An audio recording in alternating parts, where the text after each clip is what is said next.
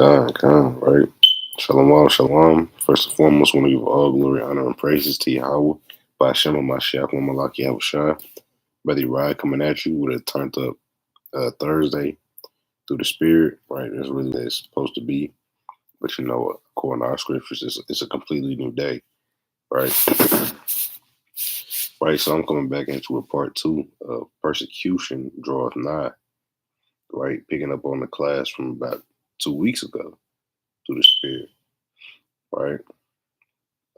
Lord willing, brothers and sisters, is getting ready to have a good Shabbat preparation. Right, Shalom, Sister Nigh, Shalom, Brother Moses. Right, Lord willing, y'all had a excellent week through the Spirit. Right, enduring, overcoming certain temptations, increasing in understanding, praying more, fasting more, reading more, being more diligent, whatever the case may be, to be a faithful servant to the Lord Yahweh by Hashem Yahushua. Right. I'm gonna wait for my brothers and sisters to get in here before I go into the class. But before I do, I'm gonna go ahead and get a couple opening precepts real quick. All right. Let's go to the book of Song of Solomon, the 3rd chapter. All right. Shalom, Brother Lamar Benson of Judah. Shalom. All right. Song of Solomon, the 3rd chapter, right, verse 1. It says, "By night on my bed I sought him, whom my soul loveth. I sought him, but I found him not." Right, so the scriptures say by night, right, in the late nights, right, when it's time everybody's sleeping, right, we should be seeking the Lord, whom our soul love and desire, right? We should be constantly, diligently seeking the Lord's face. Let's get another one. Let's go to Psalms, the 63rd chapter. All right, Psalm chapter 63 in the 6th verse. All right. Psalm chapter 63 in verse 6. It says, "When I remember thee upon my bed and meditate on thee in the night watches, because thou hast been my help. Therefore, in the shadow of thy wings will I rejoice." So David is saying, hey, we should be constantly thinking about the words of the Lord and thinking about the prophecies, right? Meditating on the Lord in the night watches, right? You know, you got a lot of brothers and sisters that work the third watch. I mean, it's like the third shift, according, you know, to this world.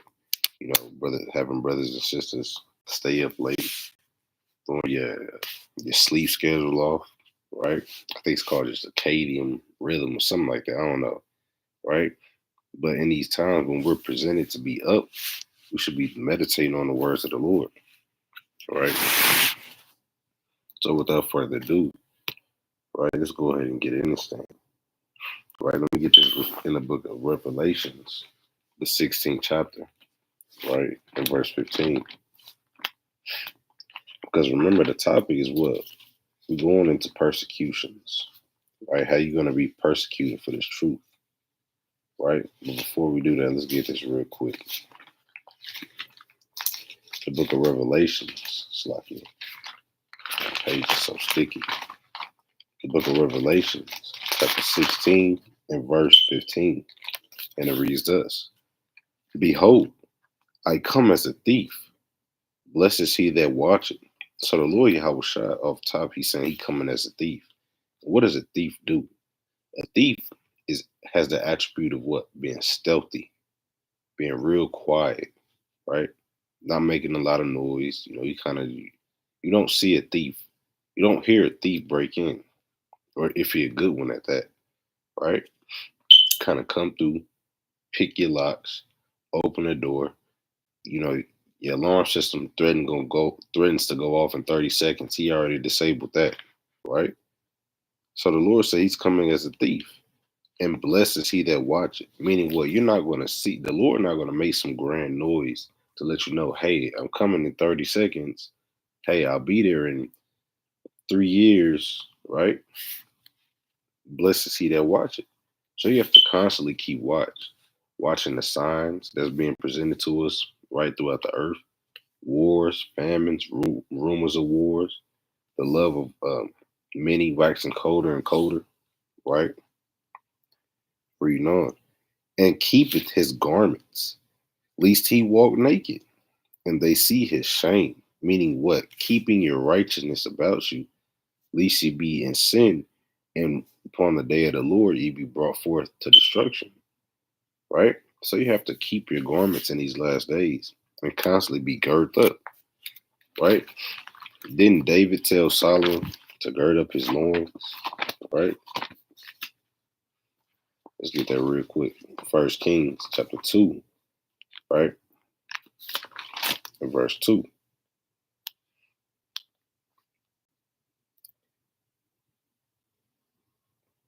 And it reads this. I go the way of all the earth. That's not what I wanted. I wanted Job 38, right? But I'm going to read this anyway. It says, I go the way of all the earth. Be thou strong, therefore, and shew thyself a man, right? That's not what I wanted. I'm going to go ahead and get that Job 38, but that's in the spirit as well. Because, well, you got to show yourself a man or a woman in this truth, right? Constantly casting down the strongholds of this world, right? Constantly proving to the Lord that, hey, you're a worthy vessel, right? Constantly overcoming temptation and sin. You have to show yourself to be strong, right? Here we is. Let's get this. Job chapter 38 and verse 3. It says, gird up now thy loins like a man. Meaning what? Pull your britches up, right? Pull your spiritual britches up, right? Take the blinds from off your eyes. You don't need shades in this truth, right? It says what? Gird up now thy loins like a man, for I will demand of thee, and answer thou me. Because the Lord is going to require of every man, believe it or not, right? So you have to be aware, right? Constantly keeping the commandments so that you're not found naked. You're not found in sin. So you got to pull your breeches up and cover your loins, right? So let's go ahead and get in this thing. Picking up where we left off from not last week, but the week before, right? Remembering these afflictions, right? Let's go to Jeremiah, the 9th chapter, right? Let's remember the afflictions of Jeremiah, because you see the Lord, he likened his judgment like unto a ring, right? According to 2nd Ezra, the 5th chapter, right? 5 and 42, right? And also Ecclesiastes chapter 1 and verse 9, because there's no new thing under the sun. The reason we're being persecuted in today's time is because this thing has happened multiple times throughout the earth before. That's exactly how the Lord set up his judgment, right? We were persecuted during the Roman captivity during the time of 70 AD. We were persecuted during the Greek captivity, right? We were persecuted during the time of the Persians and Mede captivity, persecuted in the time of the Egyptians, right? Persecute, and so on. The list goes on, right? So what's going to be any different about this captivity? Nothing, right? Let's get to Jeremiah, the 9th chapter, right? Starting from the top. Oh, that my head were waters, and mine eye a fountain of tears, that I might weep day and night for the slain of the daughter of my people. Oh, that I had in the wilderness a lodging place of wayfaring men, that I might leave my people and go from them. And you see, even in these last days, brothers and sisters are trying to what? You see certain brothers and sisters, they trying to, live off the grid so that they can escape or try to escape the Babylonian lifestyle, right? And there's nothing wrong with that, right? There's nothing wrong with that at all, because like the scriptures say, Proverbs 22 and 3, a prudent man foreseeth the evil and hideth himself, right? But the point is, hey, it's going to be a lot of death and destruction in these last days, right? And men and women are going to be trying to escape those things, right? But let's read on. That I might leave my people and go from them, for they be all adulterers and an assembly of treacherous men. So in these last days, those who are trying to afflict us, hey, they calling us evil. They calling us all type of bywords and slurs or whatnot. But the people that's truly afflicting the service to the Lord called them treacherous men. right? And they bend their tongues like the bow for lies, but they are not valiant for the truth upon the earth, for they proceed from evil to evil, and they know not me, saith the Lord. So the Lord is calling these so-called Christians, right? These people who so-called claim they believe in God, but don't do anything he say. He said that they're not valiant for the truth, right? Those who are truly valiant for the truth are going to die for the truth, right? And that's just simply what it is, right? Yahweh Shah said this. Let's go to John chapter 15 real quick. In verse 13, right? If you're truly valiant for the truth, you're going to die for the truth, right? John chapter 15, verse 13. Greater love hath no man than this, that a man lay down his life for his friends. Ye are my friends if you do whatsoever I command you, right? So that's plain upon tables. Hey, Yahweh Shai literally saying, hey, if you truly love your brethren, right, which is ultimately what? Keeping the commandments, obeying the law, which is the truth, right? You're going to die for that thing, right? So let's go back to Jeremiah. And the reason we touching on Jeremiah is because Jeremiah was a prophet who suffered great persecution, right? We're going to hop around, right, from precept to precept, here a little, there a little, right? So we at Jeremiah chapter 9, right? I'm going to drop down to verse 4. Take ye heed every one of his neighbor, and trust ye not in any brother. For every brother will utterly supplant, and every neighbor will walk with slanders. Why is that? Because the Lord said, according to Micah chapter 7 and verse 7, right?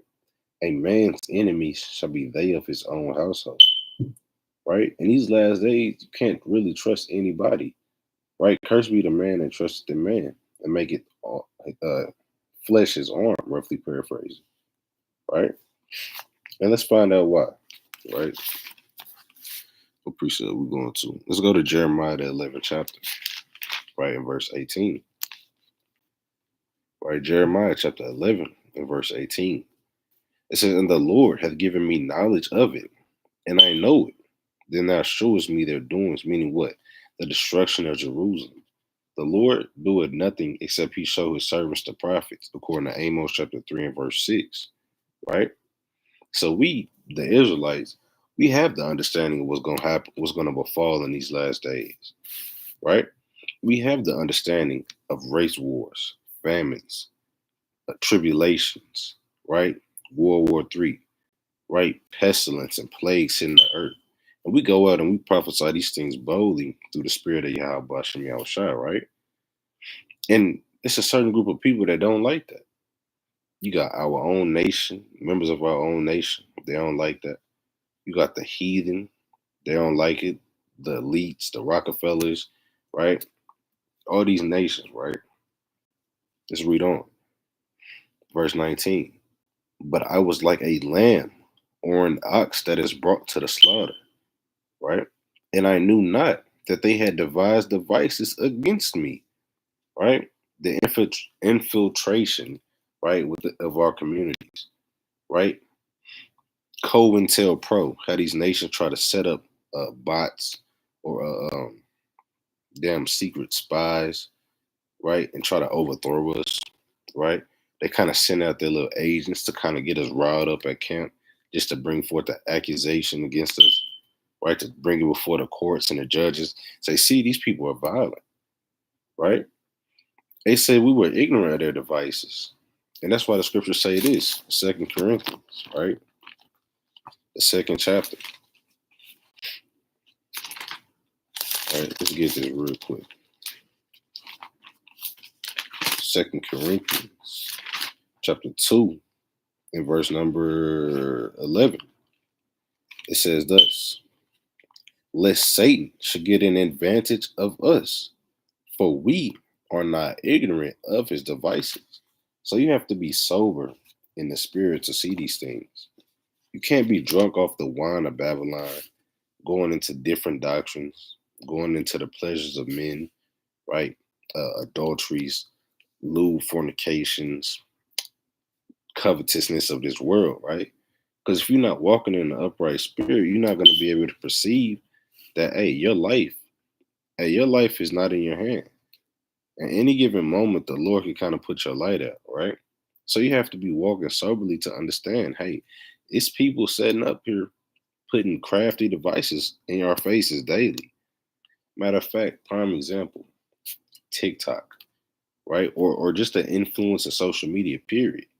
The influence of the media in general, the news, how they portray the Israelites, right? The messages that's being put on social media like Instagram or TikTok, right? Call us the Black Hebrew Israelites. They call us a race or a hate group, right? To try to persuade the people to think evil of us. As a matter of fact, I'm kind of jumping the gun, but I want to get that precept real quick. It's a precept I had learned from Captain Benaniyah. Right, let's go to First Ezra, the 5th chapter. Right, First Ezra chapter 5. Right, let's start at verse. I'm gonna start at verse. I'm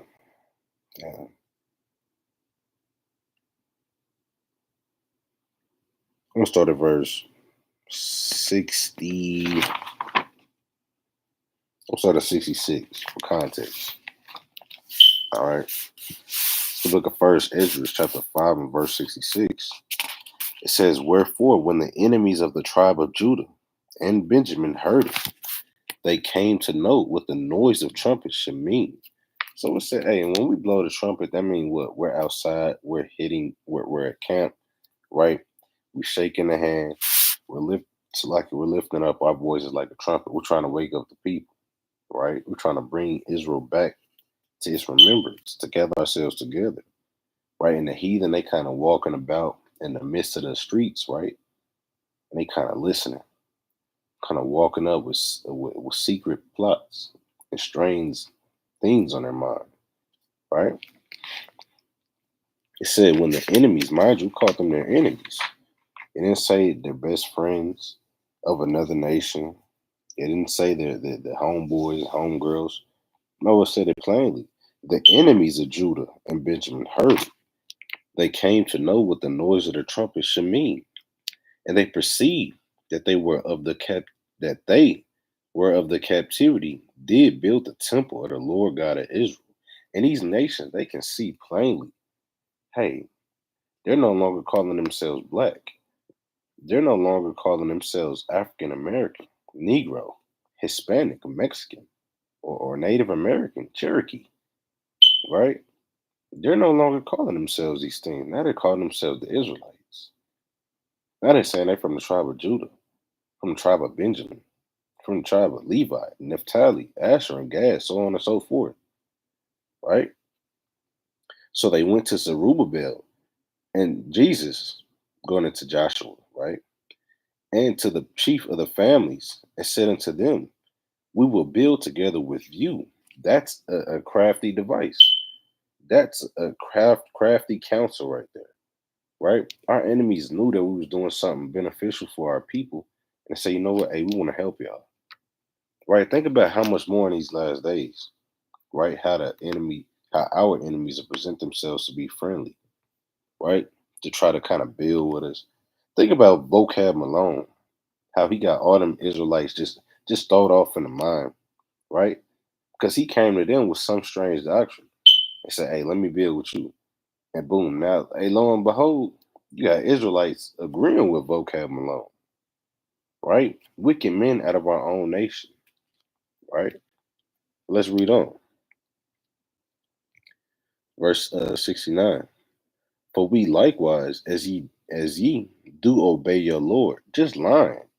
Because how are the heathen obeying our God when it wasn't for them to obey him? Right? According to what? 2 Ezra 3 and 36 on down. Psalm 147 and 19 on down. Amos 3 and 1 on down. Right? It was never for the heathen to obey him, except for a appointed time when the Lord's kingdom come. Right? Read on. Verse Salakia. For as likewise as ye do, Salakia, for we likewise as ye do obey your Lord, and do sacrifice unto him from the days of Azbazareth, the king of the Assyrians, who brought us hither. Then Zerubbabel and Jesus and the chief of the families of Israel said unto them, It is not for us and you to build together an house unto the Lord our God. So it's not for the heathen to come and build our nation with us, man. Right? Verse 71. We ourselves alone will build unto the Lord of Israel, according as Cyrus the king of the Persians hath commanded us. Right? So we don't need the help of the heathen. Right? But keep watching. Verse 72. But the heathen of the land, lying heavy upon the inhabitants of Judea, meaning what? They're being taskmasters over us, right? They're increasing our bonds. Just like Pharaoh said, hey, I'm not going to give you no more brick and mortar. You got to go build this. You got to go find these things and build the cities yourself, right? Increasing the whips and destructions over us, right? In today's time, meaning what? Mandating you that you work overtime, knowing that you got to go prepare for the Sabbath, right? Increasing your workload, right? All these damn heathens on your team, right? They don't have to work as hard as you do, right? And they try to buddy you up and say, hey, you know what? I like how you work, right? I like how you work. I'm going to give you this and this and this to increase your workload. And if you can't meet my expectation, that, hey, well, just not the place for you, right? They lie heavy burdens upon us, man. And the scriptures say, hey, you're supposed to relieve the burdens of your brethren, right? So let's read on.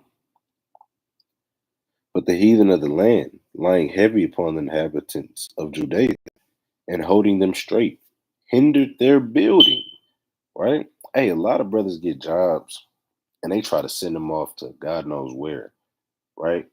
We got a brother getting shipped off to damn Kansas, right? Trying to hinder the building, right? Because it's at the plot of these heathens, right? But let's read on. Verse 73. And by their secret plots and popular persuasions and commotions. So said the secret plots, popular persuasions, and commotions. What is one major way to sway the world? It's the influence of social media, right? And what is the image that they portray of the Israelites on social media? They record a 5-second video of us talking harshly to the Edomites and say, hey, look at this. They're racist. I thought this was America. We could have free speech, right? They'll take a 50-second clip of us bringing out Isaiah 14:2, showing, hey, look, every nation that took Israel into captivity, just reading the Bible, by the way, we ain't took up no sword, we ain't took up a gun, we ain't took our car and go running into nobody, right? 50-second video of reading Isaiah 14:2, right? How the Lord chose Jacob. And every nation that put Jacob in captivity, they got to go into captivity. What's hateful about that? If you truly a so-called Christian and you truly believe in the Lord and his word, then there's nothing to debate about that, right? Hey, Christ said, not as I will, but as thou will, Lord. So what's the debate about, right? But the point is how they bring these popular persuasions of the people, man, right? Hey, every time somebody hear the name Hebrew Israelites, they get offended at them. Oh, y'all racist. Y'all hate women, right? Oh, y'all lame, right? You gotta watch these things, right? It says by their secret plots and popular persuasions and commotions, they hindered the finishing of the building all the time that the king Cyrus lived, so they would hinder from building for the space of 2 years until the reign of Darius. And that's exactly what's happening in these last days too, right? That's going into the famine of the word that'll be upon us shortly, right? So let's go back to Jeremiah, the 11th chapter, right? Jeremiah chapter 11 and verse 19. It says, but I was like a lamb or an ox that is brought to the slaughter. And I knew not that they had devised devices against me, saying, let us destroy the tree with the fruit thereof. What is that tree? The tree is man, according to Mark 8 and 24, right? Psalm chapter 1 and verse 2, right? It's like you. Let us destroy the tree with the fruit thereof, and let us cut him off from the land of the living, that his name may be no more remembered, right? Hey, so when we bring in our truth, the word doesn't like truth. Mind you, we dwelling in a place of darkness, according to Job chapter 10 and verse 22. A land without any order, a shadow of darkness, right? Yahweh Shai said in the book of John chapter 3 and verse 18 that men love darkness rather than light, right? So what's going to happen? Good is set against evil, right? And the evil is going to pursue to destroy that which is good, man, right? Verse 20. But, O Lord of hosts, that judges righteously, that triest the reins and the heart, let me see thy vengeance on them. For unto thee have I revealed my cause, right? And so ultimately, they're going to persecute us. They're going to cut some of us off. They're going to destroy some of us in our persecutions. But at the end of the day, the Lord is going to bring forth vengeance on these people, man, right? Let's get another one. Let's go to Jeremiah the 20th chapter, right? Jeremiah chapter 20. Let's get an example of what's happening to our brother Jeremiah, right? Jeremiah chapter 20 and verse 1. Now Pashur, the son of Aimer, the priest, who was also chief governor in the house of the Lord, heard that Jeremiah prophesied these things. So we got an example right here, right, of a so-called elite, right? Now this is the elite of our own nation, but how much more the elites of these heathen, man? Hey, these heathens, they come together on one consent, and that one consent is to find out how to destroy the Israelites, right? Let's read on. Verse 1, it said, heard that Jeremiah prophesied these things. Then Pashur smote Jeremiah the prophet and put him in the stocks that were in the high gate of Benjamin. So we said he heard the words of prophecy that Jeremiah was bringing forth about how Israel was going to be carried away captive into Babylon, right? When you read Jeremiah the 19th chapter, right? It said he smote him and he put him in the stocks. If you don't know what the stocks are, you'll look at I mean, you could obviously look it up, but like when you look at a medieval movie, you got the peasants, right? They're being held captive, right? They put their head and their arms in a block of wood, right? Kind of what they did. If you've seen Birth of a Nation with Nat Turner, right? They did the same thing to him through the spirit. Put his head and his arms through a block of wood, right? 3 holes. You got one hole on the left for your arm, a big hole in the middle for your head, and a hole on the right for your arm. And they kind of lock it up, and you just got to stand there, right? You know, they do God knows what to you whenever they put you in there, right? But that's what a stock is. Matter of fact, I'm going to see if I can pull up a picture real quick. Stock. You got to be real specific nowadays, man. You type in the word stock, they're going to show you charts about how Esau financial system is crashing, right? But this right here, hold on, it's like, that thing's still a little too bright. Let me see. Okay, there we go. Right, that right there, that's a stock, right? Those are the stocks right there, right? So imagine you got to stand there for hours, right? Hey, sometimes in the medieval movies, they kind of took tomatoes or just throw it at them. Like, boo, right? Hey, imagine you got to stand there, right, while you about to have your head damn chopped off.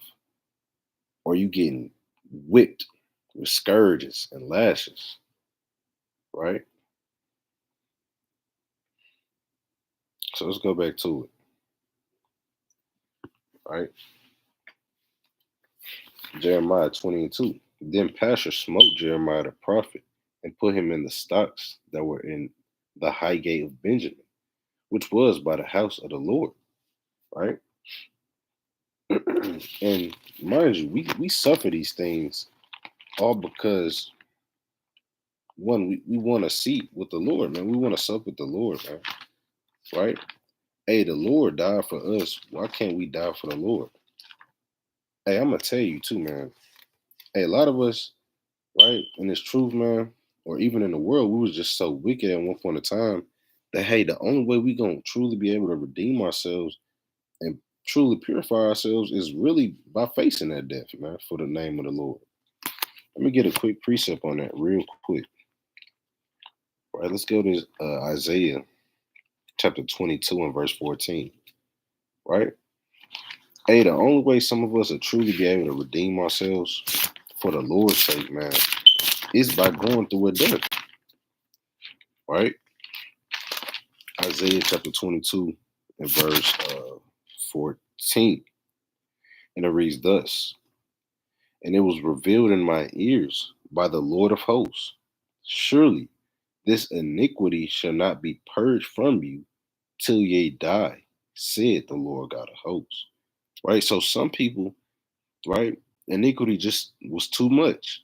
And the only way that it was truly be able to be purged is, hey, you have to be put through that fiery furnace of affliction. Hey, you have to be put to death. Right? So mind you, don't let these things trouble you. Don't let these things scare you. But understand that, hey, this is what the Israelites are appointed to in order to be brought forth as a vessel of what? Righteousness, man.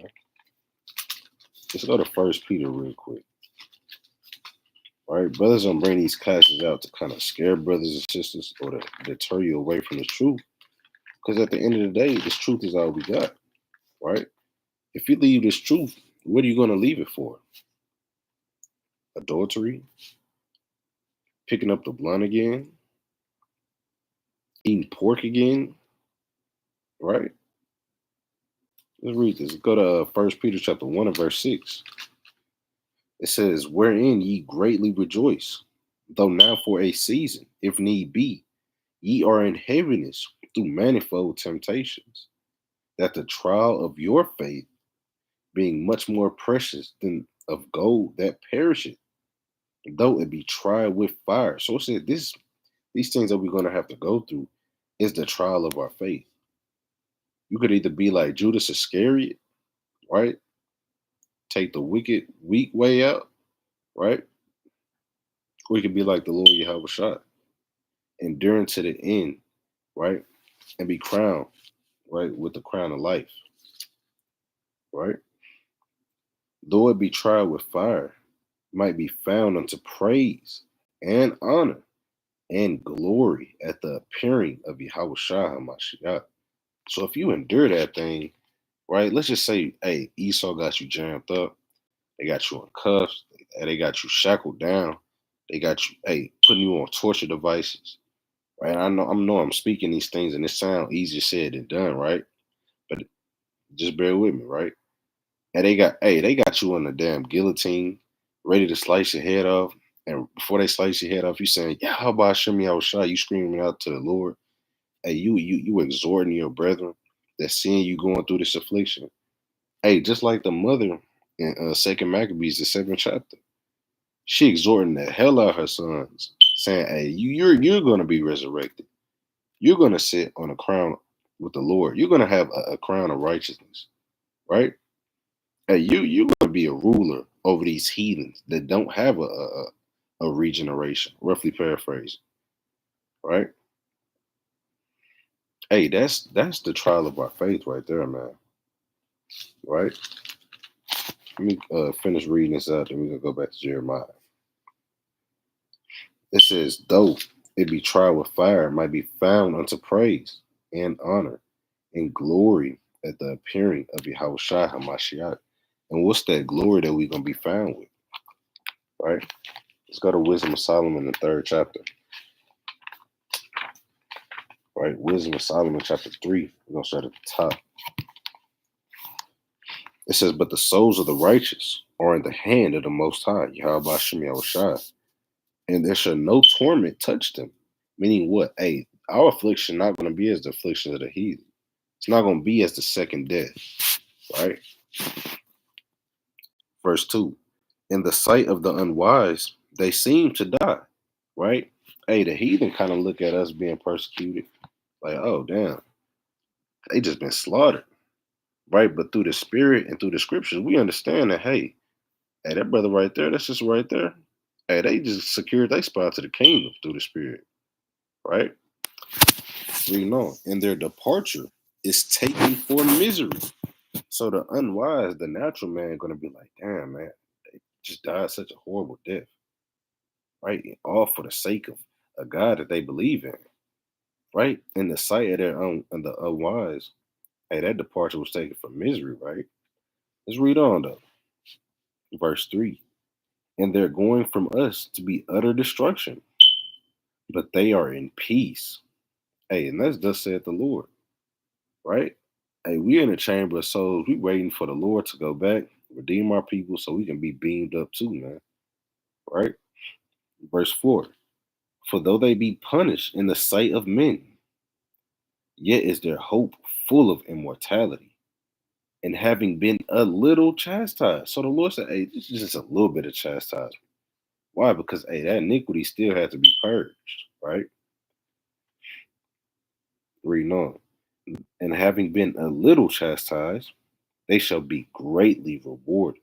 You're going to be rewarded for that chastisement, right? And this is not about just being persecuted to death, but being persecuted, period, and enduring, right? The persecution that you're dealing with right now from your own family, from your job, from your friends, so called, right? Trying to depart away from this world, right? Hey, this is spiritual as well. Hey, your old man, hey, you killed that old man for the sake of what? Righteousness. For the sake of what? Receiving a glorious crown. For the sake of enduring for the Lord's sake, right? And being saved and brought forth into the kingdom. Let's read on. And having been a little chastised, they should be greatly rewarded. For God proved them and found them worthy for himself. As gold in the furnace hath he tried them and received them as a burnt offering. Hallelujah. Right? I'm going to read on that because this whole chapter is pretty mean. Verse 7. And in the time of their visitation, they shall shine. So meaning what? Hey, although we was put to death, the Lord going to bring us right back. And in the time of that visitation, it said what? They shall shine and run to and fro like sparks among the stubble. Right? It's the prophecy of Joel, the second chapter, when the Lord brings us back to fight in his army against the nations. Reading on. They shall judge the nations and have dominion over the people, and their Lord shall reign forever. So why is that? It said that they shall judge the nations and shall have dominion over the people. Why is that? Right? Is this gonna happen for just some nigga who couldn't stop smoking weed? Or a sister who just couldn't stop being a harlot? Right? Or somebody that's lukewarm in the truth? This is happening for a specific type of servant. And let's find out what that type of servant was. Matthew chapter 25 and verse 21. His Lord said unto him, well done, thou good and faithful servant. Thou hast been faithful over a few things. I will make thee ruler over many things. Enter thou into the joy of the Lord. So if you was a faithful servant and you endure to the end, right? The Lord said he's going to make you a ruler over many things, right? So let's go back to Jeremiah 20, right? We're going to get verse 11, right? Because remember, with the Lord is always a just balance, right? Jeremiah said he was slapped around, was smitten, and he was put in the stocks. But at the same time, the Lord going to have a vengeance for that, right? If you think the heathen just going to get away with the punishment of the Israelites and persecuting us, hey, you a damn fool, right? Jeremiah 20 and 11. But the Lord is with me, as a mighty, terrible one. Therefore my persecutors shall stumble, and they shall not prevail. They shall be greatly ashamed, for they shall not prosper. Their everlasting confusion shall never be forgotten. Meaning what? The Lord is going to confound those who persecute us, man. Right? They're going to be destroyed, man. At the end of the, thus said the Lord, man. Right? They're going to be confounded. And hey, we'll never be confounded, man. Right? Let's get that real quick. Isaiah 45 and 16. It says, they shall be ashamed and also confounded. All of them. Every nation is going to be confounded when it comes to the Israelites, man. Because of the wisdom of Solomon, chapter 5, verse 1, they're going to see the strangeness of our salvation. They're going to see so-called UFOs, who we know to be chariots, right? The angels of the Lord. You're going to see those things beaming in the skies, and just picking up so-called blacks, Hispanics, and Native Americans. Bing, bing, bing, bing. And I picture this Esau kind of just looking. And they're going to behold the strangeness of our salvation, be like, damn, it really was the tribe of Judah, God's chosen people. You're going to have Ishmael over there. Goodness. Oh my gosh, Allah. Allah, this is your people. You're going to have them, who else? You're going to have Ham. Habababa. Oh my goodness. Oh no, that was Levi. That was tribe of Levi. Those Israelites. No, what I do? You're going to have Moab. Shing Shao. Oh mama. Oh no, Israel. Got chosen people. Right? Kind of confounded at that thing, man. Right? It says what? They shall be ashamed and also confounded. All of them. They shall go to confusion together. They are makers of idols, right? Here's the point, verse 17. But Israel shall be saved in the Lord with an everlasting salvation. He shall not be ashamed, nor confounded, world without end. Right? So Israel is a world without end, and we'll never be confounded, man. The Lord gonna fight for us, and we're gonna hold our peace. And that's just what it is. Right? So let's get another example. That was Jeremiah, right? Let's go to First Kings. Touch on Kings a little bit. Right? Let's find out what was happening with Elijah and Elisha, man. What's going on, right? Because all throughout the scriptures, the prophets, it was always persecuted, man. The servants of the Lord have been persecuted since the days of old, right? And there's nothing new under the sun, right? Let's go to First Kings, the 19th chapter. Well, actually, let's go to chapter 18. We're just gonna get a verse out of there. Right, First Kings chapter 18. And I'm gonna start at 2. And it says, Elijah went to shew himself unto Ahab, and there was a sore famine in Samaria. And Ahab called Obadiah, which was the governor of his house. Now Obadiah feared the Lord greatly, for it was so, when Jezebel cut off the prophets of the Lord, that Obadiah took 100 prophets and hid them by 50 in a cave, and fed them with bread and water. Right? So in these last days, you're going to have the persecution of the saints, right? And you're going to have certain Israelites that are in the higher estate, right? Going to be able to hide the saints. Going to be able to feed and clothe the saints, man. Right? But it said that wicked Jezebel, man, that evil, demonic Jezebel, right? It said that she cut off the prophets of the Lord, man. So Jezebel, right, which was Ahab's wife, was persecuting the church, cutting off every Israelite in sight, right? Because they was rebuking her ass for her wickedness and for her evil covetousness, right? Being out of order and seducing the servants of the Lord, right? Let's go to First Kings, the 19th chapter, right? First Kings chapter 19, verse 1. It says, and Ahab told Jezebel all that Elijah had done, and withal how he had slain Slacky. I'm gonna read that from the top. And Ahab told Jezebel all that Elijah had done, and withal how he had slain all the prophets with the sword, right? Meaning what? Ahab was putting the prophets to death, right? I mean, Salakia, Elijah had put all the false prophets to death, right? When you read 1 Kings chapter 18, verse 25 on down. Verse 2.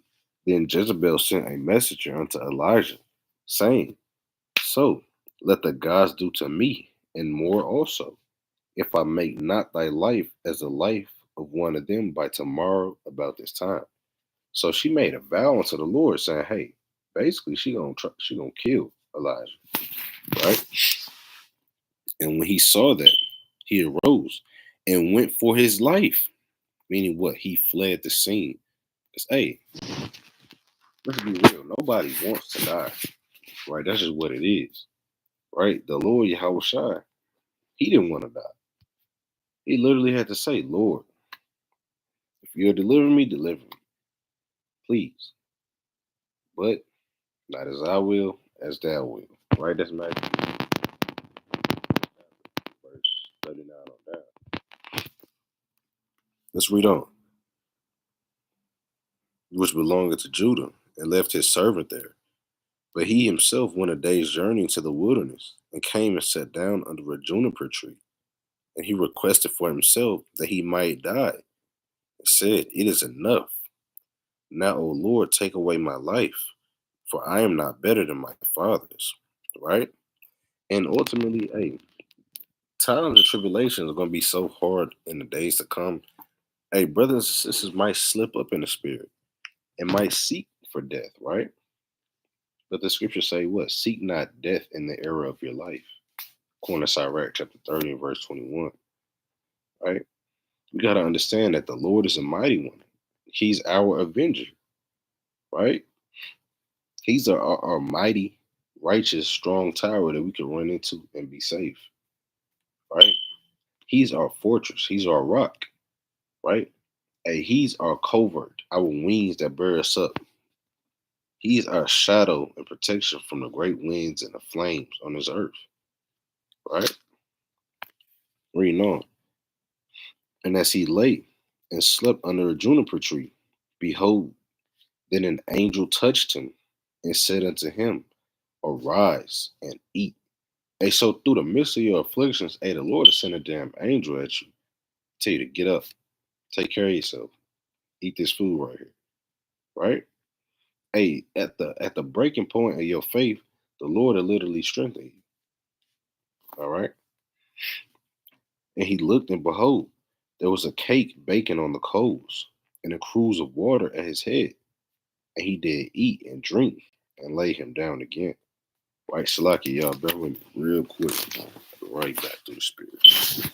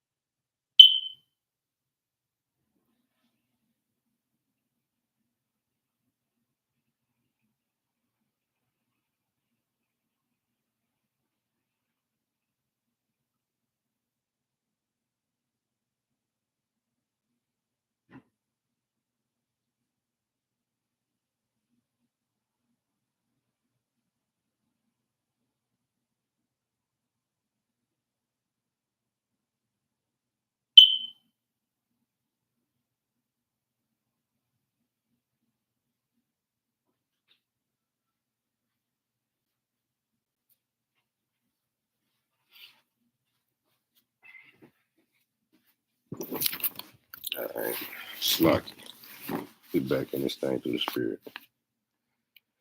Kind of like Damaris Rashawn said, the Most High sent Elijah and Comforter. Kind of he did through the Spirit, man. Right? And that's also something I wanted to, magnify the point on, is the Lord sent us comfort in our tribulations, man. Right? So what was that?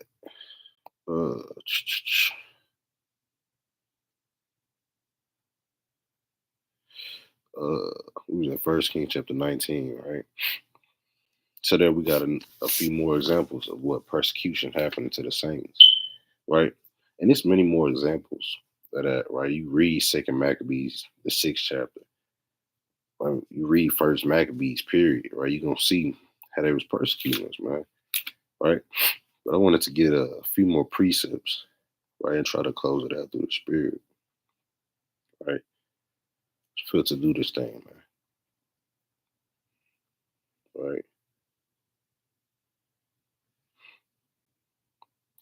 So let's go to John real quick, right? John the 3rd chapter. I had mentioned this earlier, so I'm gonna go ahead and touch on it, right? John the 3rd chapter, right, in verse 18. It says, "He that believeth on him is not condemned, but he that believeth not is condemned already, because he hath not believed in the name of the only begotten Son of God." Yahweh, right? Verse 19. "And this is the condemnation, that light is come into the world, and men love darkness rather than light." Right? Because we understand that who's the light? Yahweh, who the world calls Christ, is that light, according to John the 8th chapter, verse 12. Right? But another light is what? The law, statutes, and commandments. Let's get that real quick. Proverbs 6 and 23. Right? And you actually have men that hate the laws of God. Right? Proverbs 6 and 23, it says, "For the commandment is a lamp, and the law is a light." So like, and the law is light, and reproofs of instruction are the way of life, right? To keep thee from the evil woman. Talking about who? Babylon and her seductive ways. From the flattery of the tongue of a strange woman, the evil daughter of Babylon, right? It says what? That the law is a lamp, right? It's a light. And men hate the light, right? And love darkness. Let's go back to that. John 3 and 19. "And men love darkness rather than light, because their deeds were evil," right? And when you have people standing up for righteousness' sake, that means what? Hey, on a carnal level, it seems like they're sowing discord. But on a righteous spiritual level, no, they really just rebuking you for your wickedness. And over time, people start to hate those things, man. Right? People start to get puffed up at those things. Right? And let's get that. Let's go to Amos chapter 5 and verse 15. It says, Salaki, it's not 15. Verse 10. Amos chapter 5, verse 10. I ain't pulled it so long. It says, "They hate him that rebuketh in the gate, and they abhor him that speaketh uprightly." So men actually hate you when you rebuke them, right? "For as much, therefore, as your treading is upon the poor, and ye take from him the burdens of wheat, ye have built houses of hewn stone, but ye shall not dwell in them. Ye have planted pleasant vineyards, but ye shall not drink wine of them." This is going into the captivity, right? But the point was in verse 10, they hate him that rebuketh in the gate. They hate men and women that speak righteousness, just like they hated Christ. They saw every occasion to kill Christ because he was rebuking the hell out of them scribes and Pharisees, man, and the wicked of our people, right? But let's get verse 15. What should we really hate? Hate the evil and love the good. So you should hate the wickedness of this world. Why? Because the Lord Yahweh, by Hashem Yahweh Shai, hates the wickedness of the world. Sirach 12 and 6, the Most High hated sinners. Sirach chapter 15, verse 13, the Most High hated the abomination. Right? The list go on and on. Psalm chapter 7 and verse 11. The Lord is angry at the wicked every day. Right? So I'm not saying you should go around hating brothers and sisters, but you should hate wickedness and the wickedness that they do. Wherefore rebuke them sharply, as it is written. Right? So just bringing it up to the point, man. Right? We're going to be persecuted for this truth, whether you like it or not. But at the end of the day, man, we got to understand not to be fearful of these things. Right? I'm going to get one more precept concerning that topic. Right? And we're going to try to close it out through the Spirit. Let's go to Revelation, the 12th chapter. Because remember, in all our persecutions and afflictions, man, the Lord is right there with us, man. To comfort us, right? To save us, right? To deliver us, to uplift us, whatever the case may be. Revelations, the 12th chapter. Right? I want to start about like verse 9. Revelation chapter 12. And I'm going to start at 10 actually. Revelation 12 and 10. And I heard a loud voice saying in heaven, so like it, now is come salvation and strength and the kingdom of our God and the power of his Christ. So it said the kingdom of our God and the power of his Christ. That's a cut for the Trinity for anybody watching, right? That's a cut for the Trinity. The kingdom of our God, talking about the Most High, and the power of his Christ, meaning God's anointed, the power of his Son, Christ. Go ahead. All right. I'm talking about go ahead like I'm on the street teaching or something. For the accuser of our brethren is cast down, which accused them before our God day and night. So it said what? Those of us that's persecuted and slaughtered for the name of the Lord, hey, when Yahweh Shah comes back, he's going to, it said what? The accuser of our brethren is cast down, meaning Christ is going to destroy every nation that put his hand on the children of Israel, right? Which accused them before our God day and night, meaning what? They slaughtered us and left our blood on the ground, right? Here's the point, verse 11. And they overcame him by the blood of the Lamb and by the word of their testimony, and they loved not their lives unto the death. So in this truth, man, we learn the selflessness through the Spirit of our Lord Yahweh and His Son Yahweh Shah, right? Hey, it said we love not our lives unto the death. That's the same spirit that we should be moving in these last days, man. There's nothing left in this world, right? Brothers, you're saving up to go on vacation. Hey, that's cool. Brothers want to go sightseeing. Hey, that's cool, right? But that don't mean you should love this present world more than you have more love for the Most High, right? To love the Lord enough to damn give up your life for the next brother or for the next sister, for your children, for your wife, for your husband, and so on and so forth, right? But at the end of the day, we're gonna overcome this wicked place by the blood of the Lord Yahweh Shah, man. So these trials and tribulations, man, take them cheerfully, right? And endure hardness as a good soldier in Yahweh Shah. I'm gonna get this last precept. I'm gonna close out through the Spirit. 2 Timothy chapter 1 and verse 6. It says, wherefore I put thee in remembrance that thou stir up the gift of God, which is in thee, by the putting on my hands, right? For God hath not given us the spirit of fear, but of power and of love and of a sound mind. For the Most High have not given us the spirit of fear, right? Weak, trembling, and cowardness, right? But of power. Why? Because our name is Yasha'Allah. And as a prince have we power with the Most High, and we have prevailed over man. And of love.